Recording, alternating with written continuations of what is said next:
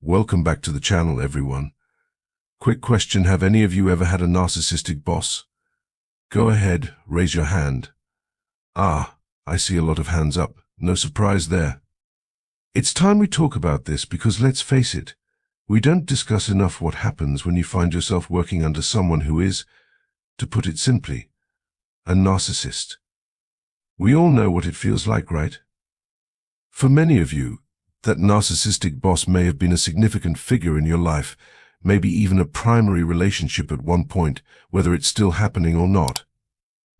It's not unusual to find yourself in a toxic work relationship, even if your childhood was perfectly fine and your personal life seems well balanced. So yeah, it happens more often than we'd like to admit. In today's video, we're going to dive deep into this topic and break it down into different types of workplace relationships. But for now, let's focus on the most challenging one, the narcissistic boss.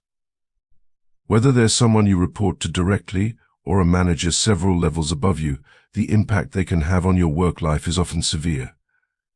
And let's not forget, a narcissistic boss doesn't always need to be someone you interact with every day. Sometimes it's the ones making policies and decisions from a distance that still manage to make your work life miserable. Here's something important to understand: narcissistic individuals often gravitate toward positions of power. They thrive on being in control, on having authority.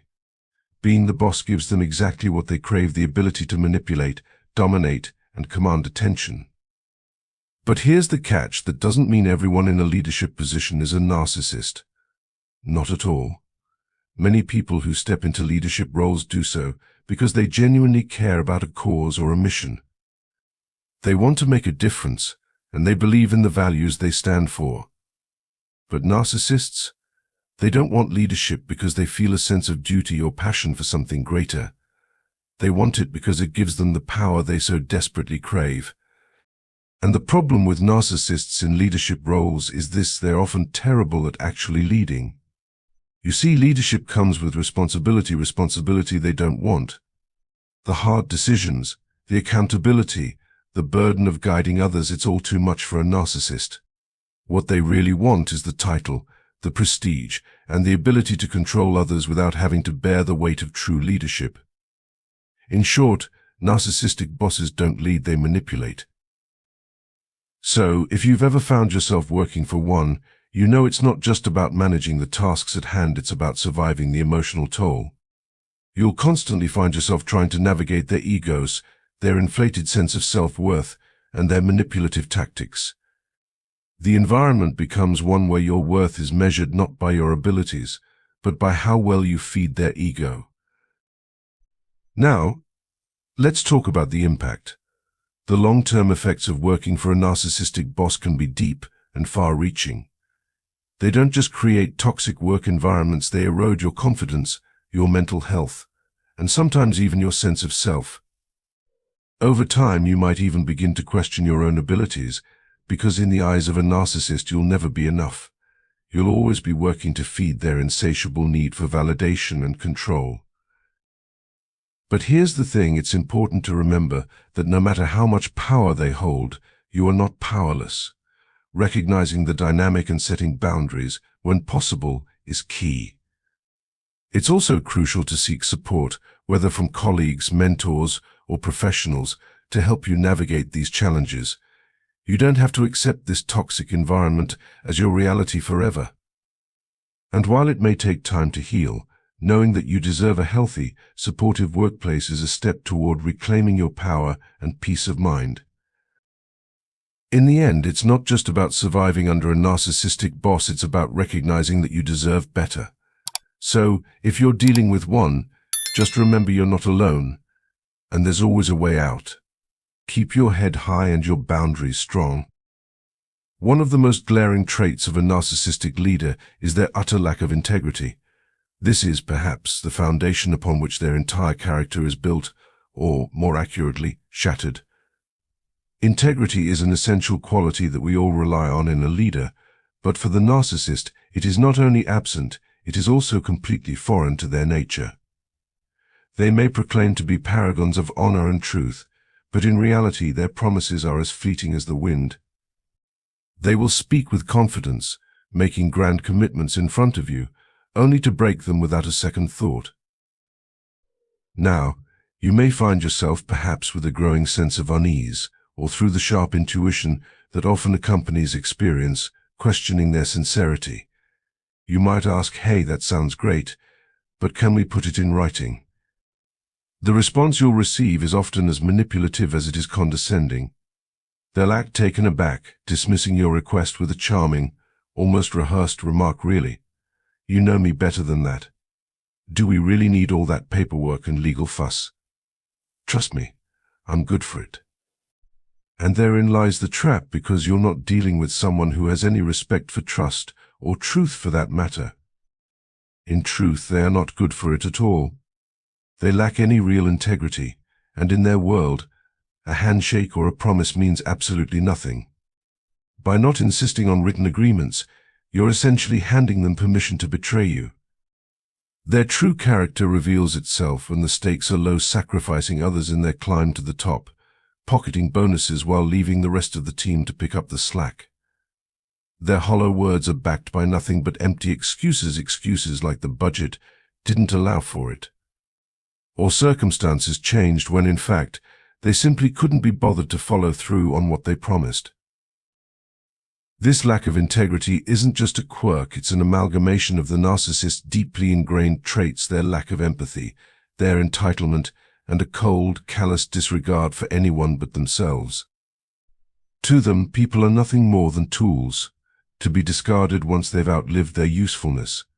If it meant advancing their career or enriching themselves, they'd sell their own family dog. In their world, everything is negotiable, including truth itself. Think back for a moment. Can you remember a boss or leader who epitomized these characteristics? Close your eyes and picture them. I'm sure you can, because without exception, the absence of integrity stands out like a sore thumb. It's even more glaring when these leaders claim to be paragons of ethical behavior, constantly touting their honor and values to the point where it becomes almost laughable. What they fail to realize is that integrity isn't just about empty rhetoric, it's about actions, and their actions speak volumes. Secondly, they lie. Narcissistic leaders lie a lot. This obviously relates to their lack of integrity, but it goes deeper. They lie and they gaslight. A great example of a toxic leader gaslighting is when they say, we all need to pull together and do more with less to support the larger vision of our important work. But they're never transparent about the books, and they may even lie about the numbers, lie about policies, lie about what they did, lie about what's going on. As a result, people may feel like they're getting duped out of nowhere, and the workplace just doesn't feel safe. Once again, we're back with documenting. It's for this reason that documenting the hell out of what happens in a toxic workplace is so important, especially in real time. It's hard to go back and remember the details. At a minimum, you can document what they said and then catch them in a lie. But if they're toxic enough, it won't do much. Toxic leaders will seem to have big ambitions and grandiose goals, but they aren't about the larger success of the business or organization. They're about toadies who flatter them. They'll say things like, I'm going to be the CEO who oversaw more first-quarter sales than any other CEO in this industry. It's not as much about how everyone came together to make those sales happen. It's about them. I'm going to be the one who was the CEO. Toxic bosses breed an environment of distrust, manipulation, and fear that ripples throughout the entire workplace. They thrive on backstabbing, favoritism, and the triangulation of relationships, creating a culture where the pursuit of power becomes the primary goal. These leaders reward employees who collect and share gossip, providing incentives to those who bring back the most damaging information. This fosters a toxic cycle where loyalty is earned not through hard work or merit, but through secrecy and betrayal. It becomes a game of power dynamics, where the winner is the one who can manipulate others the best. At the heart of this dysfunction is the narcissistic leader who, much like a cult figure, uses various tools to maintain control over their employees. They collect collateral on those they wish to dominate: secrets, personal struggles, or even past mistakes that they can exploit. By offering to cover up scandals or take care of difficult situations, they ensure that the individual remains in their debt, forever tied to their whims. This psychological manipulation is powerful and effective, creating a culture where employees feel trapped, unable to break free from the influence of their narcissistic superior. Over time, the leader silences dissent and turns colleagues against one another, eroding trust and making it nearly impossible for anyone to know who they can truly rely on. In this toxic ecosystem, employees live in constant fear, walking on eggshells to avoid drawing the boss's ire. They dare not speak up or raise complaints, knowing that doing so would put them directly in the crosshairs of someone who has the power to ruin their career. Meanwhile, colleagues who break the rules with impunity face no consequences, further deepening the sense of injustice. This environment becomes murky and unpredictable, as favoritism and manipulation take center stage, overshadowing merit, transparency, and fairness. The morale of the entire organization plummets, and a pervasive sense of unease hangs over the workplace like a dark cloud. Imagine this dynamic as akin to the all-seeing, malevolent eye of Sauron from The Lord of the Rings. In this world, employees work in constant dread of being noticed by the toxic boss, who remains ever watchful and unforgiving. Much like the characters in the story who try to avoid the eye's gaze, workers under such leadership often try to keep their heads down, focusing solely on maintaining the status quo. They become fixated on surviving another day, year after year, just hoping to avoid becoming a target of the boss's wrath or the toxic inner circle's machinations. Innovation, creativity, and personal growth become distant dreams as everyone strives to stay under the radar, desperate to keep the leader satisfied and secure their place in the hierarchy. This constant fear and suppression ultimately create a stagnant and unhealthy workplace, where no one dares to challenge the status quo or speak out against injustice. It's a place where the people in power, often the narcissistic leaders themselves, are allowed to harass and mistreat those with less authority without fear of repercussion. The pervasive abuse becomes normalized, and those who are most vulnerable, often the ones with the least power, know that any attempt to speak up will only bring further harm. A recent news story illustrates this point perfectly. A woman who had endured years of harassment from a superior put in multiple complaints, but was met with skepticism and doubt from her organization. Despite documented evidence of her harasser's past behavior, the leadership chose to ignore it, perhaps because they had too much to hide or feared losing their grip on power. This toxic leader continued to get away with their actions, growing more emboldened as the workplace allowed the abuse to persist unchecked. This is the frightening reality of toxic leadership. It not only silences individual voices, but also erodes the very soul of an organization. The workplace becomes a place where survival is more important than doing the right thing, where fear and manipulation replace trust and respect. In these environments, growth is stifled, and employees are left to endure mistreatment, with little hope for change unless the leadership is held accountable. Without intervention, this toxic cycle continues, leaving lasting damage on the individuals who suffer under such a regime. Narcissistic leaders often excel at creating an atmosphere where feedback is elusive, misleading, and detrimental. Instead of offering constructive criticism that helps you grow, they focus on personal attacks, making you feel small and worthless. This type of feedback does nothing to clarify how you can improve or what you should do to succeed. On the contrary, it only leaves you with confusion, frustration, and self-doubt.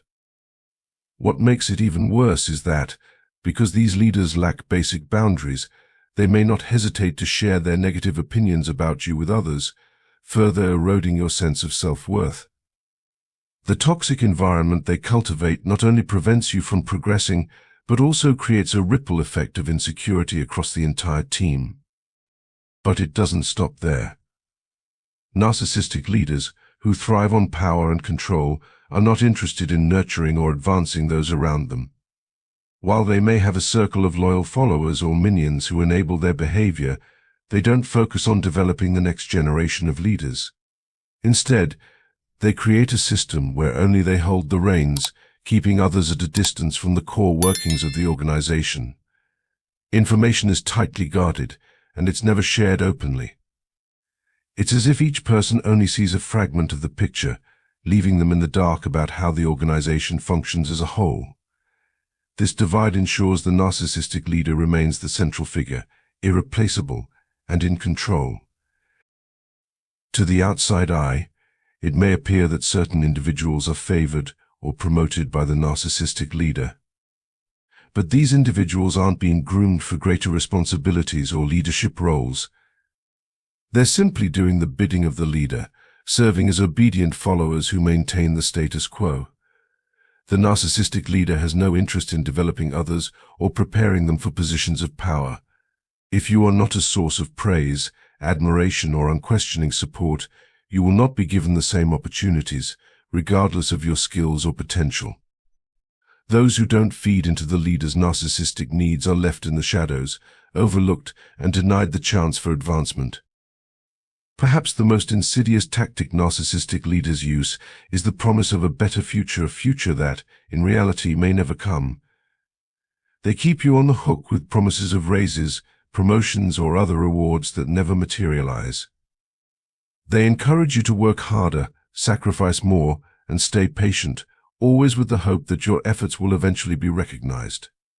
Yet, as time passes, it becomes increasingly clear that these promises were nothing more than empty words. There's no evidence of any follow-through. Nothing is written down, and nothing ever comes to fruition. You're left with nothing but wasted time and unmet expectations. The leader moves the goalposts whenever you get close to achieving the promises made, leaving you feeling disillusioned and cheated. In the end, narcissistic leaders not only destroy individual potential, but also create a toxic environment that stifles growth and progress within the organization. Their lack of integrity, manipulation, and self-serving behavior ensure that only they thrive, while others are left behind, chasing after illusions of opportunity that will never come. Narcissistic and toxic leaders are adept at manipulating others through tactics like love bombing, especially when they are recruiting for a position. They may present a workplace as one big happy family, a notion that can be surprisingly convincing, particularly when it's a company with an established reputation or an industry that's notoriously difficult to break into. In the beginning, their charm, charisma, and impressive accolades may lead you to believe you're fortunate to be part of it. But as time passes and toxic patterns emerge, you may begin to question yourself, is it me? Am I not trying hard enough? Maybe I need to work even harder to prove myself. This sense of self-doubt can be deeply ingrained, leaving you trapped in a cycle of overexertion in an attempt to gain approval. At the same time, you might experience an uncomfortable sense of complicity, especially if you've managed to work your way into the narcissistic leader's inner circle. The survival instinct might have led you there, but as you witness the harm being caused, self-blame often creeps in. The toxic leader fosters an environment where mediocrity is the norm. No matter how hard they push their team, no one takes risks or is recognized for their efforts. Innovation becomes a threat to their fragile ego, and the likelihood of your ideas being stolen only increases. Ironically, it is often those who align with the narcissistic leader, those who flatter and support them unconditionally, who are rewarded with promotions, better titles, or prime office space. As the leader elevates more mediocrities, the organization that once held promise turns into a hollow shell of what it once was. The work environment becomes uninspiring, draining, and filled with empty accolades. Over time, the damage inflicted by narcissistic leaders is undeniable. They can derail careers, cause people to abandon entire industries, or even lead to long-term mental health issues, burnout, or disability. For some, the toxicity may resonate with early childhood experiences or toxic home dynamics, making it feel like an unrelenting cycle. Yet, despite the mounting harm, these leaders often continue to thrive, with boards, trustees, and other stakeholders blinded by their manipulative charm. They are given second chances, even as they damage more lives. If you think you can outlast a narcissistic leader, you're deluding yourself. The toll on your mental and emotional well-being will eventually outweigh any professional gains. You will reach a point where staying is no longer worth the price. So, you must ask yourself, is this the life I want, sacrificing pieces of my soul each year for a toxic environment? Or is it time to break free? If you're fortunate, the narcissistic leader may eventually leave, but don't count on that. Most aren't so lucky. And just a quick note, my new book is launching soon. Feel free to check it out online, and if you're interested, pre-ordering would mean a lot to me. Thank you.